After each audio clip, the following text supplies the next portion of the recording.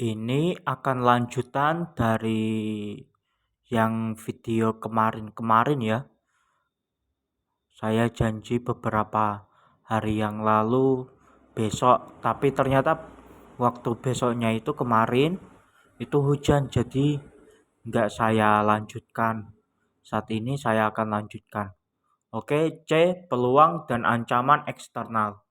Peluang dan ancaman eksternal adalah kecenderungan dan peristiwa ekonomi, sosial, budaya, demografi, lingkungan, politik, hukum, pemerintahan, teknologi, dan persaingan yang dapat secara signifikan menguntungkan atau merugikan organisasi di masa depan. Peluang dan ancaman umumnya berada di luar kendali organisasi, sehingga disebut faktor eksternal. Peluang dan ancaman biasa termasuk undang-undang dan peraturan baru, pengenalan produk baru oleh pesaing, bencana sosial nasional, devaluasi mata uang. Dalam aspek manajemen strategi, organisasi perlu merumuskan strategi untuk memanfaatkan peluang eksternal dan menghindari dampak ancaman eksternal melalui proses penelitian, pemantauan, dan evaluasi yang dikenal dengan istilah pemindaian lingkungan. D. Kekuatan dan kelemahan internal. Kekuatan dan kelemahan internal adalah aktivitas yang dikendalikan organisasi dengan kinerja yang sangat baik dan atau buruk. Kekuatan dan kelemahan ini muncul dalam kegiatan manajemen, produksi, pemasaran, keuangan atau akuntansi, penelitian dan pengembangan, sistem informasi komputer suatu bisnis. Kekuatan dan kelemahan ditentukan relatif terhadap pesaing bisnis. Kekuatan dan kelemahan dapat ditentukan berdasarkan elemen selain penampilan organisasi. Contoh, kekuatan adalah memiliki sumber daya alam dan reputasi kualitas. Faktor internal dapat ditentukan dengan menghitung rasio, mengukur kinerja, membandingkan dengan periode sebelumnya atau rata-rata industri lainnya. Faktor internal lainnya adalah semangat kerja karyawan, efisiensi produksi atau program, efektivitas pemasaran, loyalitas pelanggan. Tujuan jangka panjang. Tujuan jangka panjang didefinisikan sebagai hasil spesifik yang Anda inginkan mencapai organisasi dalam misinya selama lebih dari 1 tahun. Tujuan yang diperlukan oleh suatu organisasi adalah untuk menyatakan arah, membantu dalam evaluasi, menciptakan sinergi, menyatakan prioritas, fokus pada koordinasi, dan membentuk dasar untuk perencanaan, pengorganisasian, memotivasi, dan mengendalikan kegiatan manajemen secara efektif. F. Strategi. Strategi adalah cara untuk mencapai tujuan jangka panjang. Strategi bisnis dapat mencakup ekspansi geografis, diversifikasi, akuisisi, pengembangan produk, penetrasi pasar, pengurangan karyawan, divestasi, likuidasi, dan merger. Strategi dapat dilihat secara hierarkis, mulai dari strategi korporat atau manajemen, strategi bisnis atau divisi, dan strategi fungsional atau teknis. Model dalam manajemen strategi. Bahwa manajemen strategis adalah suatu sistem yang sebagai satu kesatuan memiliki berbagai komponen yang saling mempengaruhi dan bergerak bersama dalam arah yang sama. Perencanaan strategis atau Renstra dengan unsur-unsur yang terdiri dari visi, misi, tujuan strategis, dan strategi utama atau induk organisasi. Perencanaan operasional dengan unsur sasaran atau sasaran operasionalnya. Pelaksanaan fungsi manajemen berupa fungsi organisasi, fungsi pelaksanaan, dan fungsi penganggaran, kebijakan situasional, jaringan kerja internal dan eksternal, fungsi kontrol dan evaluasi, dan umpan balik. Manajemen strategis diwujudkan dalam bentuk perencanaan berskala besar dalam arti mencakup seluruh komponen dalam lingkungan organisasi berupa rencana strategis atau renstra yang dijabarkan sebagai perencanaan operasional atau renop, yang kemudian juga dijabarkan dalam bentuk program kerja dan proyek tahunan. Rencana tersebut berorientasi ke masa depan untuk organisasi. Visi misi pemilihan strategis yang dihasilkan oleh strategi utama dan tujuan strategis jangka panjang organisasi menjadi acuan dalam merumuskan strategi rencana. Tetapi dalam teknik penempatannya sebagai keputusan manajemen puncak secara tertulis, semua referensi ini terkandung di dalamnya. Rencana digambarkan sebagai program operasional termasuk proyek dengan tujuan jangka menengah masing-masing serta keputusan manajemen puncak. Ini ya gambarnya. Gambarnya kurang begitu jelas ya. Yang ini develop vision and mission statement chapter 2. Lalu ini apa ya? Ini establish long term objectives. Lalu ini generasi evaluasi and select strategies chapter 6, chapter 7, chapter 8, chapter 9. Lalu apa ya? Pokoknya banyak ya, tapi nggak bisa kebaca. Gambar 1, model komprehensif manajemen strategis. Kerangka gambar sebelumnya merupakan model komprehensif dari proses manajemen strategis. Model ini tidak menjamin keberhasilan, tetapi mencerminkan pendekatan yang jelas dan mudah diterapkan untuk merumuskan, menerapkan, dan mengevaluasi strategi. Secara umum dijelaskan dalam UMAR atau model manajemen strategi Fritz R. David digambarkan sebagai berikut. A. Visi misi. Visi dan misi. Visi suatu perusahaan adalah suatu keadaan ideal di masa yang akan datang yang ingin diwujudkan tentang keadaan di masa yang akan datang yang ingin diwujudkan oleh seluruh insan. Mohon maaf ya, bacaan saya tadi kebalik. Insan perusahaan dari level tertinggi sampai terendah. Bahkan utusan berikutnya adalah visi, adalah misi. Misi adalah gambaran tertulis dari suatu visi sehingga visi tersebut menjadi mudah dipahami atau jelas bagi keseluruh staf perusahaan. Lalu B, analisis lingkungan eksternal dan internal. Perwujudan misi perusahaan akan sulit dilakukan jika perusahaan tidak berinteraksi dengan lingkungan eksternalnya. Oleh karena itu, tindakan mengetahui dan menganalisis lingkungan eksternal menjadi sangat penting karena pada kenyataannya kondisi lingkungan eksternal berada di luar kendali organisasi. Selain memahami kondisi lingkungan eksternal, pemahaman yang luas dan mendalam tentang kondisi lingkungan internal perusahaan juga perlu dilakukan. Oleh karena itu, strategi yang dibuat perlu konsisten dan realistis sesuai dengan situasi dan kondisi.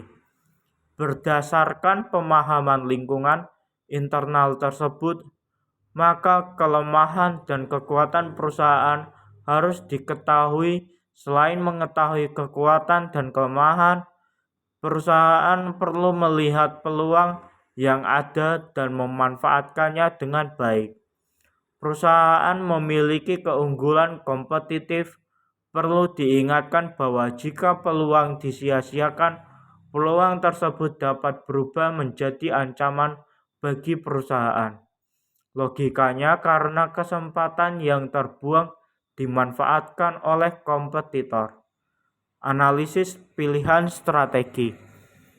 Pada dasarnya, setiap perusahaan dalam menjalankan usahanya memiliki strategi. Namun, para pemimpin perusahaan terkadang tidak mengetahui atau tidak menyadarinya. Bentuk strategi bervariasi antara industri, antara perusahaan, dan bahkan antara situasi. Namun, ada sejumlah strategi terkenal yang dapat diterapkan pada berbagai bentuk industri dan ukuran perusahaan. Strategi ini dikelompokkan sebagai strategi generik. Dari berbagai strategi dalam kelompok strategi generik ini akan dipilih satu atau kombinasi dari beberapa strategi induk atau grand strategi dengan menggunakan metode-metode tertentu. D. Tujuan jangka panjang. Upaya untuk mencapai tujuan perusahaan merupakan proses berkelanjutan yang membutuhkan tahapan. Untuk menentukan tercapai atau tidaknya suatu tahapan, diperlukan suatu tolak ukur seperti jangka waktu dan hasil yang ingin dicapai dirumuskan secara jelas, yaitu dengan angka-angka kuantitatif. Pembuatan target jangka panjang ini mengacu pada strategi induk yang telah ditentukan sebelumnya. Strategi fungsional.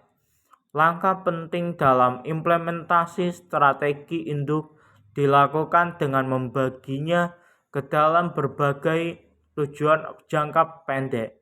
Misalnya dalam periode tahunan secara berkesinambungan dengan memperhatikan skala prioritas dan terukur.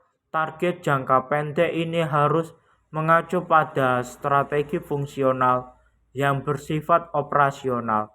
Strategi fungsional yang lebih operasional ini mengarahkan berbagai area fungsional di perusahaan untuk memperjelas hubungan antara makna strategi utama dan identifikasi detail spesifik.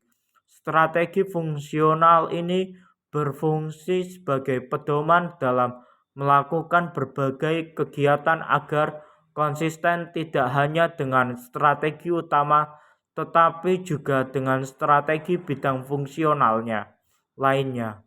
Dalam organisasi perusahaan konvensional, area fungsional utama adalah keuangan, sumber daya manusia, produksi dan operasi, dan pemasaran.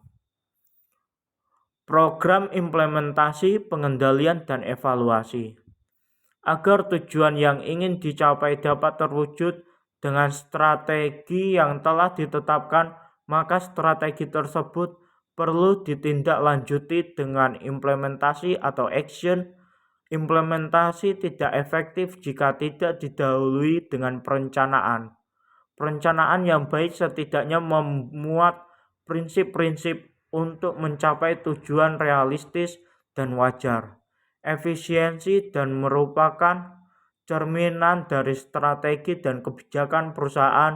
Perencanaan yang masih dalam bentuk global harus dibuat dalam bentuk yang lebih detail. misalnya dalam bentuk program kerja jika program kerja telah disusun dan sumber daya yang dibutuhkan, maka pelaksanaan pekerjaan dapat dimulai. Pengendalian atau pengawasan dimaksudkan untuk lebih memastikan bahwa semua kegiatan yang diselenggarakan oleh perusahaan harus berdasarkan rencana yang telah disepakati agar tujuan tidak menyimpang atau melampaui batas toleransi. Jika hasil evaluasi kurang ada penjelasannya ya, ini penjelasannya ada yang dihilangin, ini buku kurang komplit sih, mohon maaf ya. Saya baca lagi, manfaat dari manajemen strategi. Manajemen strategis memungkinkan organisasi untuk memulai dan mempengaruhi kegiatan, bukan hanya merespon, dan pada akhirnya dapat menggunakannya untuk sepenuhnya mengendalikan jalannya hidup mereka.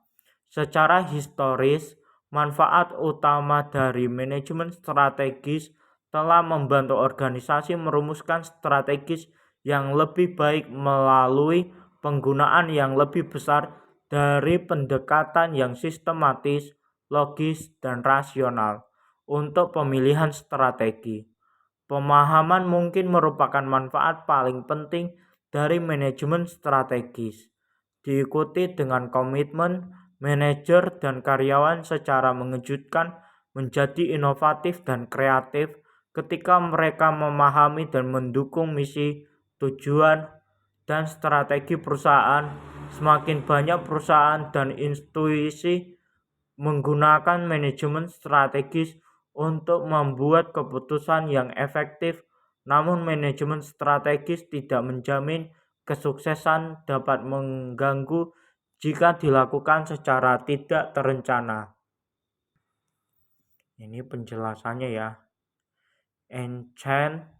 Enhance communication, diantaranya dialog, lalu participation, lalu deeper atau improved understanding, yang A of other views, lalu B of what the firm is doing atau planning and why, lalu greater commitment, yang A to achieve objective, B to implement strategies, yang C to work hard. Lalu the result, all manager and employees on a mission to help the firm success. Gambar 2. Keuntungan menggunakan perencanaan strategis dalam organisasi. Sumber R. David 2015. Saya lanjutkan. Indikasi bahwa organisasi yang menggunakan konsep manajemen strategis lebih menguntungkan dan berhasil daripada yang tidak. Perusahaan yang menggunakan konsep manajemen strategis menunjukkan peningkatan penjualan, laba, dan produktivitas yang signifikan dibandingkan perusahaan yang tidak menggunakan aktivitas perencanaan yang sistematis. Selain membantu perusahaan menghindari kematian finansial, manajemen strategis menawarkan manfaat nyata lainnya, seperti peningkatan kesadaran akan ancaman eksternal, peningkatan pemahaman tentang strategi pesaing, peningkatan produksi pekerja, pengurangan resistensi terhadap perubahan, dan pemahaman yang jelas tentang hubungan antara kinerja dan upah. Berikut bahwa manajemen strategis menawarkan manfaat berikut. 1. Memberikan identifikasi, prioritas, dan pemanfaatan peluang. 2. Memberikan pandangan yang objektif tentang isu-isu manajemen. 3. Menjelaskan kerangka kerja untuk meningkatkan kegiatan koordinasi dan pengawasan. 4. Meminimalkan efek buruk dari kondisi dan perubahan. 5. Berikan keputusan besar dengan cara yang lebih mendukung tujuan yang telah ditetapkan. 6. Memberikan alokasi waktu dan sumber daya yang lebih efektif untuk mencari peluang. Lalu 7. Menyediakan lebih sedikit sumber daya dan waktu yang dihabiskan untuk mengoreksi kesalahan dan keputusan tertentu. Lalu 8. Membuat kerangka untuk komunikasi internal antar anggota. 9. Membantu mengintegrasikan perilaku individu ke dalam upaya total. 10. Memberikan dasar untuk menjelaskan tanggung jawab individu. Lalu K. Mendorong pemikiran ke depan. Lalu L. Memberikan pendekatan kooperatif, terpadu dan antusias untuk mengatasi masalah dan peluang. Lalu M. Mendorong sikap yang menyenangkan terhadap perubahan. Lalu N. Memberikan tingkat disiplin dan formalitas dalam organisasi. Yang bab 2 saya lanjutkan besok ya, tentang visi dan misi organisasi. Bab 1 sudah selesai. Sekali lagi terima kasih sudah menonton.